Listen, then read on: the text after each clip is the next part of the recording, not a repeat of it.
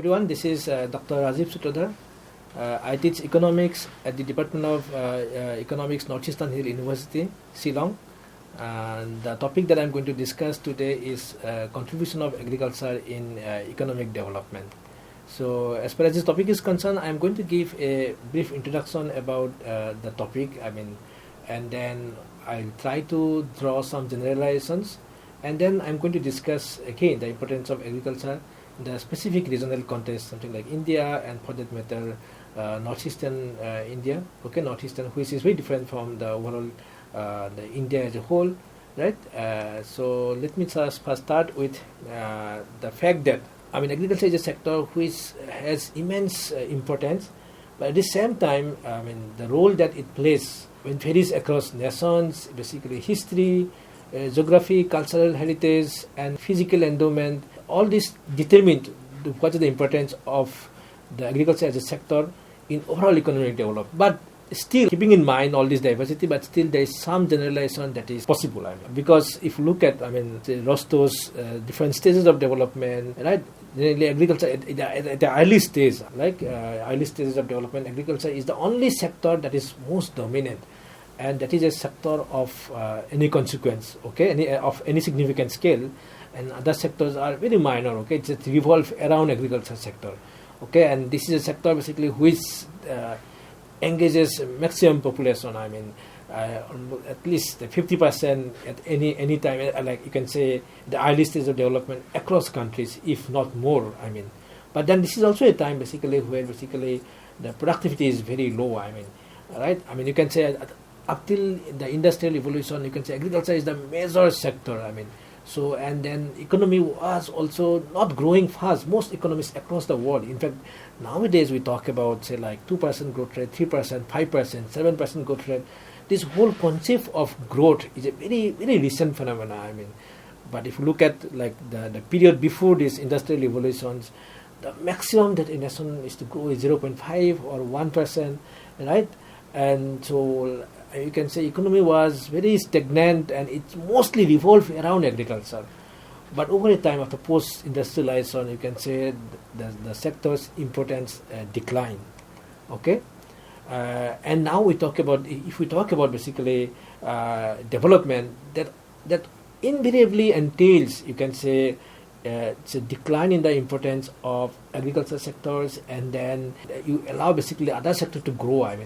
Not allow in the sense that basically development is always synonymous with an economy where basically structure of output and also employment is basically there's a shift of people and income away from agriculture to the other sectors, something like the industry and service sector. So but then what's the mechanism behind that, or why do you want basically when you talk about development?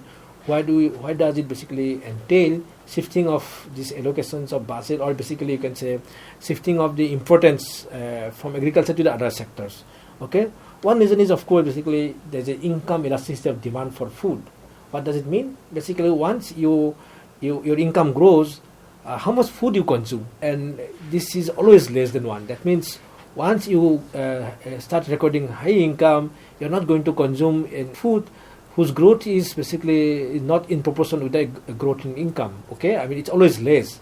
So that means if you keep growing more and more food, then the food prices will fall basically, and you cannot get high return out of basically the more production. And when also you can say, the feasibility of technological interventions in a big way is always like more plausible proposition in sectors other than agriculture, something like industry, where you can see more rapid technological progress and high growth of physical output than agriculture. So, and our conceptualization of this development in the sense that less output is going to come from agriculture and more output are going to come from industry and service sector is always inspired by basically Liu's two-sector model. So this is from his famous paper on unlimited surplus labor, that he wrote in 1953, and which basically got him the Nobel Prize in Economics.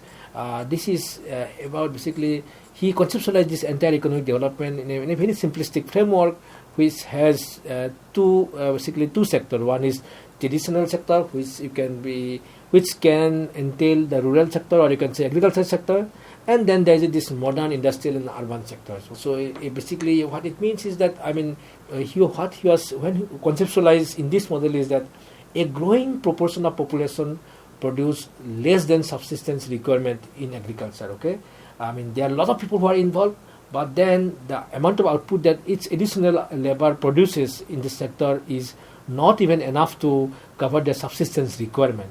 Okay, so that means that there's a lot of surplus labor in agriculture, and you can move them from agriculture to more dynamic manufacturing sector. Okay, and while doing so, there won't be any fall in agricultural output, right? Because they are kind of, you can say, these guys are unemployment, they are there but not producing enough, or their withdrawal is not going to basically lead to reduction in output. But then how do you shift people, labor from agriculture to the other sectors? Okay, that there has to be a demand coming from the more dynamic, you can say, the modern sectors or in the urban areas. Okay, they need to demand labor. I mean, only then you can withdraw labor from agriculture to, otherwise they will be like going to the urban area without any job. Okay, I mean, so that is not what basically Lewis was talking about. But then this demand for labor in this modern sector is again determined by the capital accumulation in that sector. Okay, if there's a more capital accumulation happening, then that will be more growth in that modern sectors, and that will basically then lead to the demand for labor from the agricultural sector, and only then you can withdraw labor from agriculture to be employed in the other more dynamic sectors. Okay, and this also entails an improvement in the livelihood in the modern sector. Okay, in what sense? Because in the urban sectors you have like always have a, like, of course people are more productive there, and then there is also institutional factors which determine that wages cannot fall below certain level, right? So I mean, so that then workers moving from agriculture to these urban sectors, they will basically get a higher wages, which means a better improvement of livelihood as well. So, and this implicit in that is also the fact that in the agriculture sector in the rural areas where people are initially were absorbed, they cannot be also sustained in the rural non-farm sector. Okay, rural economy. So what I mean to say is that the initial stage of this development, these urban sectors is going to grow, but then their growth depends on the capital accumulation happening, and which is not easy to do, because there are so many people who are absorbed in the agricultural sectors, right? And probably whatever is getting produced in these sectors are getting consumed within the sectors, and only very few amount of surplus is generated, and which will be then basically used or invested in the accumulation for the industrial sectors. Okay, so probably non-agricultural sector has to basically grow really sufficiently to be able to absorb surplus labor in agriculture. So at initial stage, the absorption of labor that move from agriculture will be very less. Okay, that we need to keep in mind. So against this backdrop, we are now basically basically this is a setting. I mean, over a period of time, then the industrial sector will grow, and then they kind of facilitate more transfer of labor from the agriculture to the industrial sectors. Okay, so basically there's a transition of role of agriculture. Okay, in what sense? Let me discuss this. So basically there are 3 or 4 different roles that agriculture can play in this course of development. First is basically agriculture is a sector which produces the food grains, raw materials. Okay, so food grains, if agriculture sector is not able to grow enough food grains, so then you can say that will also have an impact on the overall growth process. Why? Because if we are not growing enough food grains, then basically that the cost of the raw materials and also the wages that you have to pay, right? So that will be much higher, and then because of that, the cost of manufacturing also will be very high, and then the industrial sector or manufacturing sector cannot generate enough surplus. Okay, so that means a poor performance in the agricultural sector can impede the overall economic growth. But if there's a huge growth in the agricultural productivity, so then you can basically bring down the cost of food and raw materials, and then that will also basically allow the industrial sector to keep the wage at a reasonable level, right? And then they can mobilize more surplus. Okay, this is something that you need to keep in mind. And also a very high growth of agricultural sector, like if they produce a variety of food grains, and then if probably you can export some of this produce to the other countries, then basically then you can earn a lot of forex, and which you can then use to buy the intermediate products that is required for the secondary sector, or you can say manufacturing sectors. Okay, so for example, if you are basically promoting and say heavy industries, right, so then it requires a lot of products to be imported from other countries if we are not producing enough within our country.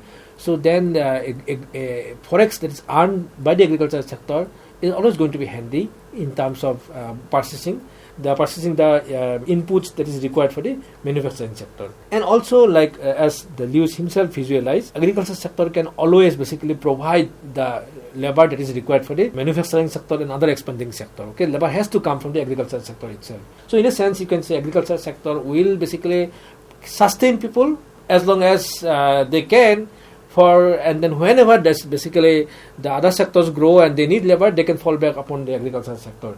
In a sense, basically agricultural sector will serve as a reserve of labor to be shifted to the other sectors as and when there's a requirement.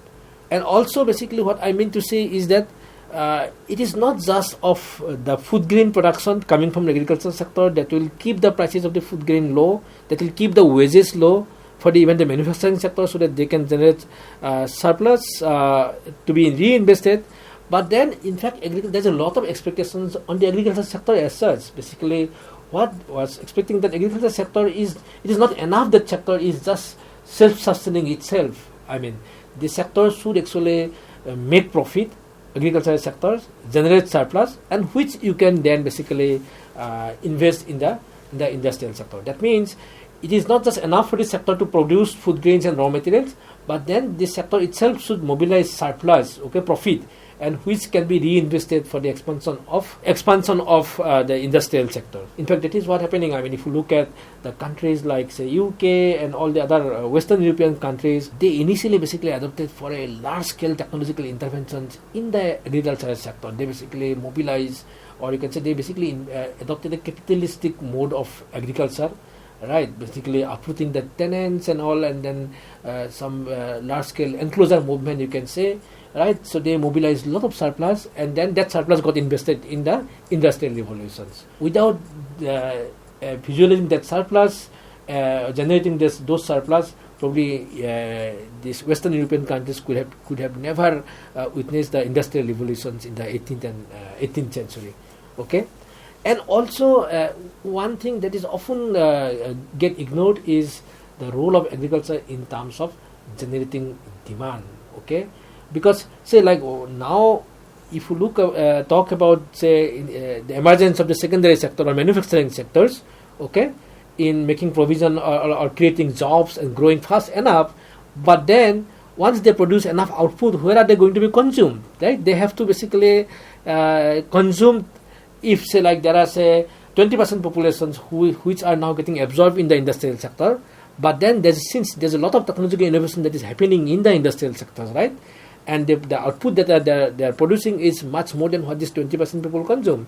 They have to be basically transmitted back to the rural areas where they are getting consumed by the agriculture people involved in the agricultural sector. That means agricultural sector also have to generate enough income for the people who are engaged in that sector, and that additional or surplus disposable income can be used to basically use in purchasing goods that is produced in the industrial sector.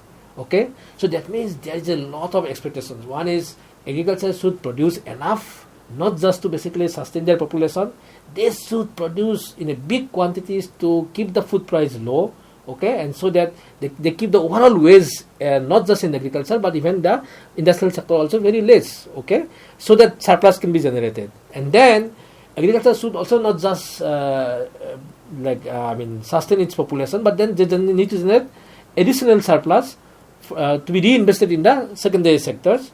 And third is, again, this is kind of a conflicting in the sense that you are expecting agricultural sector to generate surplus. So that get reinvested in the secondary sector, but then you also expect them to have enough disposable income for the people who are there in the agricultural sector, which needs to be used in purchasing the food, purchasing the products or output that is produced in the secondary sector.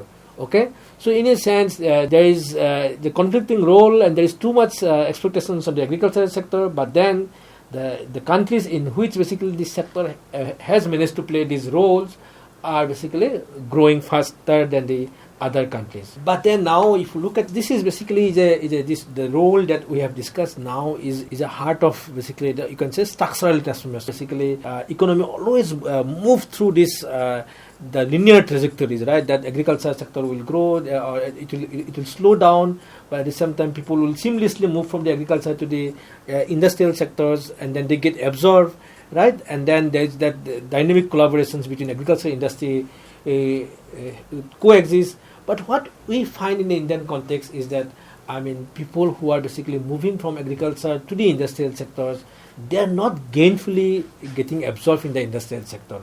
Okay, we have seen basically a large mass of informal workers. I mean, and this without much basically the safety nets that we always associated with the secure job in the urban industrial sector, the kind of job that we visualize in the industrial world. In fact, most of them are in fact in India. We have like in the urban sectors, 80% of the workers are involved in the informal sectors, which is even higher than the average global average of the global south, okay, which is basically around 50%, okay. So this is something that I mean we need to keep in mind, and also like I mean this is already outlined. I mean that what we have is now people not gainfully getting employed in the industrial sector. At the same time, we also have like large scale neglect of agricultural sectors, okay. I mean, the one point that I mentioned as far as the role of agriculture in the industrial development is concerned is agriculture serves as a source of demand for the products that is produced in the industrial sectors. But because of this unequal distribution, or we can say we have a very capitalist mode of production in agricultural sectors, and many people are basically many farmers are not doing good in agricultural sectors. But then this is also a sector where basically people with a high source of demand because of the less income for the people involved in agricultural sector, they have a very high marginal propensity to consume. Okay, so every 100 rupees that is earned by people engaged in agricultural sectors, a large share of that is basically spent on consumption. Okay, but this is not the case in the urban industrial sectors. Okay, so what we have is now a demand deficiency that is happening across sectors, and this is also partly to basically to do with agriculture not generating enough income for the majority of the people. Okay, if agriculture does well, that creates demand, and then basically, I mean, that also basically helps the urban industrial sectors. Okay, this is something again I have outlined as far as the role of agriculture is concerned. And whenever, if you remember, like there's also a phase of Indian growth story when basically MGNREGA program was launched in 2005-6, and then agriculture was also doing quite good for almost like 10 years. This is also a time when these FMCG products and all the manufacturing goods, they are also doing quite good, and many of them actually like business observers was commenting that now this Indian economy is or it's a FMCG products, that the demand for that was basically led by the resurgence of the agriculture or for that matter rural sectors. Okay, and also one thing that we need to keep in mind is that